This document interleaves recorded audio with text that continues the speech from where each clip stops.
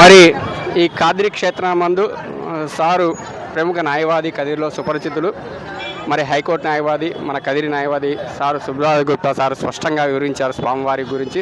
మరి అలాగే ఈ యొక్క తాండా వాస్తవ్యులతో పాటు మరి స్వామివారి సేవలో పాల్గొంటూ వంశం పారంపరంగా కూడా అన్న వాళ్ళు వంశం పారంపరంగా వీళ్ళు కూడా సేవలో పాల్గొంటుంటారు. మళ్ళీ అలాగే శ్రీనివాసులు నరసింహులు గారు, గోపురం శ్రీనివాసులు గారు, మరి వీళ్ళ బ్రదర్ నరసింహులు గారు కూడా పాల్గొంటూ వస్తుంటారు. మరి స్వామివారి యొక్క సేవలో ఏ విధంగా రేపు ఏర్పాట్లు, అలాగే కొన్ని మనకి డౌట్స్ ఉన్నటువంటివి ఆయనకు అడుగుదాము. ఆయన ఎలా అంటే స్పష్టంగా తేరుకి తెడ్లు వేయించడంలో కానీ, మొద్దులు వేయడంలో కానీ మన కదిరి చుట్టుపక్కల ఉన్న నలుమూల నుండి వచ్చేటువంటి ప్రజలతో పాటు శ్రీనివాసులు గారు కూడా పనిచేస్తారు. మరి దాంట్లో భాగంగా అతనితో కూడా మాట్లాడు. నమస్తే, మీ పేరు? శ్రీనివాసులు. నరసింహ. అన్న, ఇప్పుడు స్వామివారి బ్రహ్మోత్సవాలు జరుగుతున్నాయి కదా, మరి నాయకులతో పాటు కదిరిలో ఉన్నటువంటి ప్రముఖులతో పాటు మీరు కూడా పాల్గొంటూ వస్తుంటారు. మరి అలాగే ఈ యొక్క స్వామివారికి రేపు జరగబోయేటువంటి బ్రహ్మ రథోత్సవం సందర్భంగా తెడ్లు కావచ్చు, మొద్దులు కావచ్చు, ఏ విధంగా సిద్ధం చేశారు, ఏ విధంగా ఈ యొక్క బ్రహ్మ రథోత్సవం నడుస్తుంది, ఎలా అంటే ఏర్పాట్లు అనేటువంటివి మేము గమనిస్తుంటే కదిరి ప్రజలంతా గమనిస్తుంటారు, ప్రముఖులు కూడా గమనిస్తుంటారు, మీరు సేవ చేస్తుంటారు కాబట్టి ఏ విధంగా ఎలాగా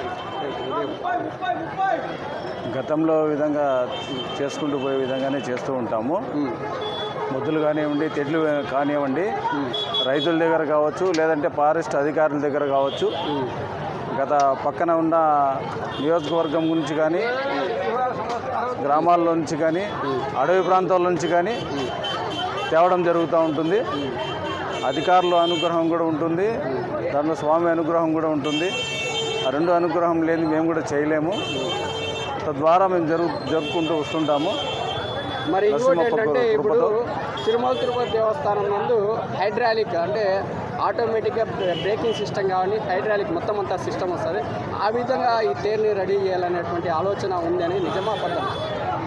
గత 20 ఏళ్ళుగా పురప్రముఖులు కావచ్చు, గజల్లిపల్లి వాసులు కావచ్చు, కుటాగల వాస్తువులు కావచ్చు, కదిరి వాస్తువులు కావచ్చు కోరడం జరిగింది. కొంతకాలంగా ఇంజనీరింగ్ సెక్షన్ కూడా ఒప్పుకోవడం జరిగింది. కానీ హైడ్రాలిక్ సిస్టమ్ అనేది ఇంజనీరింగ్ సెక్షన్లోనే హైడ్రాలిక్ సిస్టమ్ అన్నమాట. ఆ విధంగా హైడ్రాలిక్ సిస్టమ్ అనే విధంగా జరుపుకోవడం జరిగితే స్వామివారికి సేవ చేయడము అనేది తాత్కాలికమవుతుందన్నమాట. న్యాచురల్గా భగవంతుని సేవ చేయాలంటే ఈ విధంగానే కష్టం చేస్తూ మన కష్టము భగవంతుని చూడాలనే ఆలోచనతో హైడ్రాలిక్ సిస్టమ్ అనేది లేకుండా అనేది మీరు చెప్తున్నారు, వాస్తవం బాగానే ఉంది. కానీ గత సంవత్సరం చూసా, లాస్ట్ ఇయర్ నేనే ప్రత్యక్షంగా చూసా. తేదీకి మొదటికి వచ్చే ముందర ఆడ అరుపుకి మీరు ఆ ముందర ఉన్నారు, కుడి పక్క చక్రం దగ్గర తెడ్డు వేసేటప్పుడు, ఎడపక్క చక్రం దగ్గర తెడ్డు వేసేటప్పుడు మీ ముందుకే వచ్చింది. యాక్చువల్లీ మేము కూడా అటువంటి అయిపోయాం. ఎలా అంటే భయపడి మేము కూడా ఎస్కేప్ అయ్యాం. కానీ ఆడ ప్రమాదం జరిగితే నీ ప్రాణం అయిపోయాయి కదా. అంటే పరిస్థితులు ఏమంటే స్వామివారి సంకల్పం బాగుండాలి, అందరూ బాగుండాలి, అందులో మనం ఉండాలి, స్వామి ఆశీర్వాదం ఉండాలి. కానీ ఈ యొక్క సిస్టమ్ అనేది క్రమేపీ మారుతున్న కాలం అనుగుణంగా ఈ తెడ్లు మొద్దులు లేకుండా హైడ్రాలిక్ సిస్టమ్ అయితే బాగుంటుంది. జరగదండి, జరిగే విధంగా కాదండి అది. హైడ్రాలిక్ సిస్టమ్ అనేది రోడ్లు విస్తీర్ణంగా ఉండాలా, దాదాపు 100 ఫీట్లు రోడ్డు ఉండాలా. హైడ్రాలిక్ సిస్టానికి జనం కూడా కొంచెం సహకరించాలా, తిరువీధులలో సహకరించాలా. తిరువీధులలో సహకరించినా కూడా హైడ్రాలిక్ సిస్టమ్ అనేది పెడితే జన కష్టం అనేది వృధా అవుతుందన్నమాట. సొంతంగా న్యాచురల్గా మన స్వయాన మన తల్లిదండ్రులు ఇచ్చిన మానవుని కృపతో మనం చేసిన విధంగా చేసుకుంటూ పోతుంటే భగవంతునికి మనము ఆ రుణం తీర్చుకోవడం జరుగుతుంది. హైడ్రాలిక్ సిస్టమ్ చేస్తూ పోతే మనకు ప్రయోజనం ఏముండదు, స్వామివారికి మనకు ఇంకా తేడా ఏముండదు. ఆ కష్టానికి విలువ భగవంతుడు చూడాలా. మనం ఊరికే ఫ్యాషన్ షో జరిపినట్టుగా మనం వచ్చి లాగడంలో బేరింగ్ సిస్టంలో లాగడము, హైడ్రాలిక్ సిస్టంలో చైన్ లాగడము, బ్రేక్ వేయడము అదంతా టెంపరరీ జరుగుతుంది. న్యాచురల్గా చేస్తేనే భగవంతుని సేవ చేసినట్టు ఉంటుంది. అట్లా చేస్తేనే బాగుంటుంది. జనరేషన్ అయితే అయిపోయింది, నెక్స్ట్ జనరేషన్లో కూడా అంత శక్తి సామర్థ్యం ఉండాలి కదా. ఇప్పట్లో చేస్తూ పోవాలండి. భగవంతుడు నరసింహస్వామి ఇస్తాడు. భక్తులు సైనికులు, వీరులు, భక్తులు, వీరులుగా ఈ దేశంలో ఉండే ప్రతి వ్యవస్థలోనూ యువకుడు వీరుడుగా ఉండాలని తయారు చేసిన సిస్టాలు ఇవన్నీ. యువకుడు వీరుడుగా ఉండాలని, యువకుడు ఏ కష్టమైన ఎదుర్కోవాలని, అంతేగాని టెక్నికల్గా తెలివిగా బతకాలని కాదు, కష్టపడి బతకాలని. ఇది ఒక టెస్ట్. ప్రతి సంవత్సరము దేవుడు మనకు గుర్తు చేస్తాడు. శారీరకంగా నీకు శక్తి ఉందా, యుక్తి ఉందా, నువ్వు ఎంత మేరకు సస్టైన్ కాగలవు, నీ సహనం ఎంత, నీ ఓర్పు ఎంత అని, కెపాసిటీస్ ఎంత అని ప్రతిసారి టెస్ట్ చేస్తాం. మనకు మనమే అంకితమవుతాం. ఇలాంటి వ్యవస్థ అపురూపం.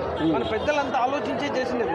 ఇంత పెద్ద తేరు ఎందుకు తయారు చేస్తారు? మీరు చెప్పినట్టయితే ఒక 100 కిలోలు 200 కిలోలు హ్యాపీగా సైకిల్ మోటార్లు పోయి చేస్తారు. అది కాదు. ప్రతిసారి ఈ మొత్తం కదిరి ప్రాంతంలో గోవింద గోవింద గోవింద గోవింద అనే రివర్బరేషన్ అనమాట.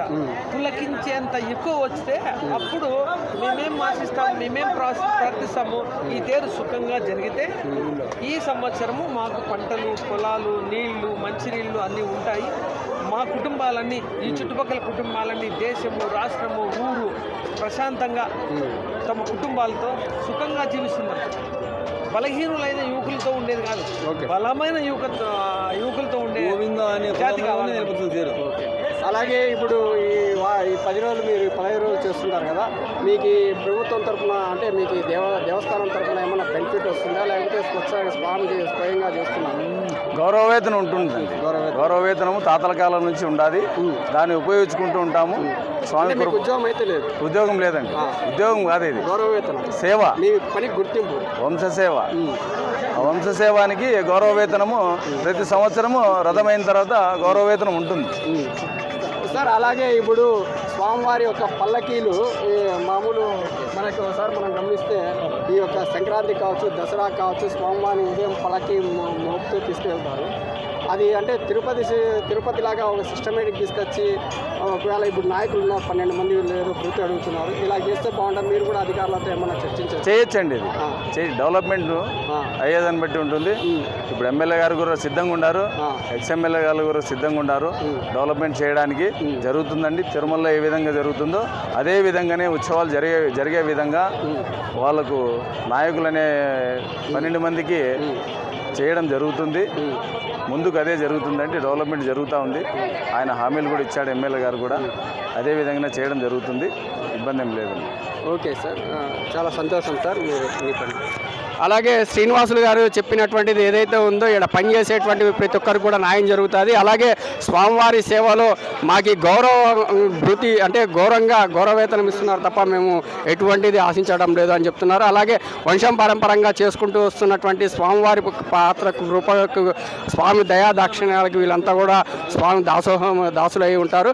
మరి అలాగే ఏదైతే న్యాచురల్గా అంటే హైడ్రాలిక్ లేకుండా న్యాచురల్గానే తెడ్లతో ముద్దులతో మరి కదిరి కుటారుల వాస్తవ్యులు కావచ్చు, కొలేపల్లి వాస్తవ్యులు కావచ్చు, మూర్తిపల్లి వాస్తవ్యులు కావచ్చు, బేరుపల్లి కావచ్చు, నాగిరెడ్డిపల్లి కావచ్చు, కుమ్రోలపల్లి కావచ్చు, మరి కదిరి చుట్టుపక్కల ఉన్నటువంటి కదిరి నియోజకవర్గం కావచ్చు, రాష్ట్రం నలుమూల నుండి కావచ్చు, దేశం నలుమూల నుండి కావచ్చు, ప్రపంచ నలుమూల నుండి కావచ్చు, స్వామివారి సేవకు వచ్చేటువంటి వ్యక్తులు, భక్తాదులు కావచ్చు, అందరూ కూడా ఆయురారోగ్య అష్టైశ్వర్యాలు స్వామివారి కరుణా కటాక్ష కృపకు పాత్రలు కావాలని మరి ఒక్కసారి మా యూనిస్ తరఫున తెలియజేసుకుంటూ రేపు ప్రారంభమయ్యేటువంటి ఈ యొక్క బ్రహ్మరథోత్సవానికి కదిరి శాసనసభ్యులు కందుకుంట వెంకటప్రసాద్ గారి యొక్క సారథ్యంలో, ఎన్డీఏ కూటమి సారథ్యంలో ఇవన్నీ కూడా జరుగుతున్నాయి. ఈవో గారి పర్యవేక్షణలో ఇవన్నీ కూడా జరుగుతున్నాయి. మరొకసారి మరి రేపు ఉదయం జరగబోయేదానికి ప్రతి ఒక్కరు కూడా వచ్చి స్వామివారి పాత్ర కావాలని మా యూనిస్ తరఫున తెలియజేసుకుంటాం. గట్లతాండ వాస్తవ్యులు ఏ విధంగా పనిచేస్తున్నారు, బ్రహ్మోత్సవాల నుండి అంకురార్పణ నుండి మరి పుష్పయాగోత్సవం వరకు, ఇవేగాక స్వామివారి యొక్క ప్రత్యేకమైనటువంటి మరి సంక్రాంతి పండగకి స్వామివారు కదిరికొండ దగ్గరికి పోతారు. మరి అక్కడ కానీ స్వామివారి దశావతి మహోత్సవం కానీ ఏ మహోత్సవం జరిగినా కూడా పల్లకి మోసేవాళ్ళు వీళ్ళే, స్వామివారిని తీసుకుపోయే వాళ్ళు వీరే. స్వామివారి యొక్క కాపులుగా గట్లతాండ నాయకులు పనిచేస్తున్నారు. వీళ్ళ వంశం పారంపరంగా వీళ్ళు పనిచేస్తూ వస్తున్నారు. మరి వీళ్ళ స్థితిగతులు ఏంటి, వీళ్ళు ఏ విధంగా వీళ్ళకి ఏమి బెనిఫిట్ వస్తుందో ఒకసారి వాళ్ళతో అడుగు. నమస్కారం, మీ పేరున్నా? చంద్రనాయక అన్న, మీరు ఎన్ని తరాల నుండి మీ గట్లతాండ వాసులు పనిచేస్తున్నారు? ఇప్పుడు తరతరానికి మా తాతల కాలం నుంచి పనిచేస్తున్నాం. ఇంతవరకు అయితే ఏ ఊరు గెలిచినా రెస్పాన్స్ మాకేం లేదు. కూలి ప్రతి ఉత్సవానికి పాల్గొంటాము. ఇప్పుడు అంకురాటం కాటు నుంచి లాస్ట్ తీర్థవాది అయిపోయేంత వరకు పని మేమే చేస్తాము. మొత్తం తేరు పని, మొత్తం దేవస్థానంలో ఏ పని ఉన్నా కూడా కట్లతాండ నివాసాలు మేమే చేస్తాం. అంటే మీకు ఎట్లా ఈవో గారు ఆఫీస్ సిబ్బంది చెప్పి పంపిస్తారా, లేకపోతే మీరే స్వయంగా వస్తారా? ఆఫీస్ సిబ్బంది చెప్పంపిస్తేనే వస్తాం. మీరు ఎన్ని తరాల నుండి చేస్తున్నారు ఈ వృత్తి? ఇప్పుడు దీంతో మూడో తరం. అంటే దాదాపు ఒక 150 సంవత్సరాల నుండి తేరు ప్రారంభం. మా తాతల కాలం నుంచి చేస్తున్నాం. మరి అంటే ఇప్పుడు గత సంవత్సరం కూడా మీరు చెప్పారు, గతంలో కూడా మాకు ఇయర్ చెప్తున్నారు, మీ బాధలు చెప్తున్నారు. మీకు ప్రభుత్వం తరఫున కావచ్చు, దేవాదాయ ధర్మాదాయ శాఖ తరఫున కావచ్చు, మరి మన ఆలయం నుండి కావచ్చు, ఏమన్నా మీకు బెనిఫిట్ ఏమన్నా వస్తుందా? ఏం రాదు. అంటే డైలీ కూలిగా చేస్తున్నారు? కూలిగానే చేస్తున్నాం. ఫస్ట్ తూరి అడిగితే నెక్స్ట్ చూద్దామన్నారు. వాళ్ళు ఏం రెస్పాన్స్ తీసుకోవడం లే.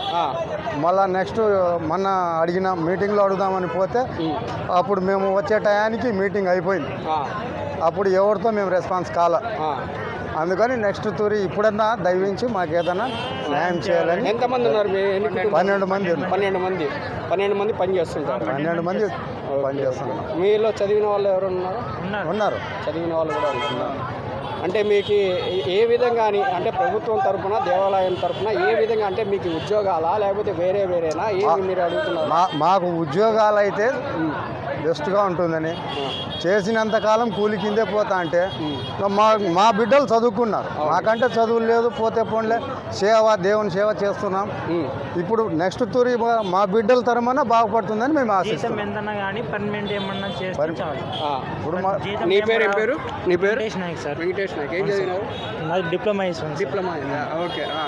మాకు ఏమన్నా డైలీ కూలీ కాకుండా ఏమన్నా పని చేపిస్తే, గుళ్ళోని పర్మనెంట్ చేస్తే మా 12 మంది నాయకులు పాల్గొని చేసుకుంటాం.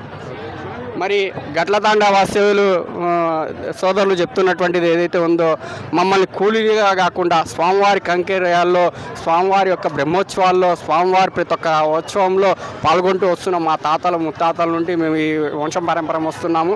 మరి మాకైతే కూలీగానే చూస్తున్నారు. మా తరం అయితే అయిపోయింది, మా బిడ్డల తరం అయితే చదువుకున్నారు, ఎడ్యుకేషన్ పర్సన్స్. వాళ్ళు ఉద్యోగాలు రీత్యా ఇంకోదో వెళ్ళిపోతే ఇక్కడ సేవ చేసే వాళ్ళు ఉండరు అనమాట. అంటే ఎలాంటి వీళ్ళకన్నీ తెలుసు ఏ విధంగా చేయాలి, ఎటువంటి చేయాలి అని. కనుక దేవాదాయ ధర్మాదాయ శాఖ, మరి కదిరిలో ఉన్నటువంటి కదిరి శాసనసభ్యులు అందరూ, ఈవో గారు అందరూ కూడా వీళ్ళ కష్టాన్ని గుర్తించి ఖచ్చితంగా వీళ్ళు అడుగుతున్నటువంటి న్యాయబద్ధమైనటువంటి ఏదైతే ఉందో మరి ఆ కోరిక మేరకు వాళ్ళకు ఉద్యోగ కల్పన, వాళ్ళకైతే 12 మంది ఉన్నారంట, 12 మందికి కూడా ఉద్యోగ కల్పన కావాలని వాళ్ళు కోరుకుంటున్నారు. మరి ఈ సంకల్పం ఈసారన్నా సిద్ధిస్తుందేమో చూద్దాం. ఓకే, నమస్కారం. నరసింహుని బ్రహ్మోత్సవాలు అపురూపం, అనిర్వచనీయ అనుభూతినిస్తాయి భక్తులకి. ఇది ఈ పరంపర వేల ఏళ్లుగా కొనసాగుతోంది. కాలక్రమేణా ఇది ఒక కల్ట్ స్థాయికి అందుకుంది. ఈ ప్రదేశంలో చుట్టుపక్కల కర్ణాటకలో అంటే ఇప్పుడు కర్ణాటక అంటున్నాం, కదిరి నరసింహుని పరపతి, కదిరి నరసింహుని ఏరియా, కదిరి నరసింహుని ఇంటి పేరు లేని వ్యక్తులు ఏ ఇంట్లోనూ కదిరి చుట్టుపక్కల ఉండే ఇళ్ళలో ఉండరు. ఎవరో ఒకరు పెద్ద కొడుకో, చిన్న కొడుకో, తండ్రో, తాతో నరసింహుడు అయ్యే ఉంటాడు. ఎవరు లేకపోతే ఆడపిల్లలు కూడా నరసింహలా ఉంటారు. లక్ష్మీ నరసింహస్వామి ప్రభావం ఎంత ఉంటుందంటే ప్రతి దినము, ప్రతి క్షణము, ప్రతి పనికి చిన్న పని పెద్ద పని కాన్సెప్ట్ లేదు. సేద్యం చేసినా, వ్యాపారం చేసినా, ఉద్యోగం చేసినా, వృత్తి చేసినా, ఏం చేసినా నరసింహస్వామిని ముక్కోకుండా, నరసింహస్వామి దయ ఆశించకుండా, నరసింహస్వామి ఆశీస్సులు ఆశించకుండా ఒక్క నిమిషం మాకు కుదరదు.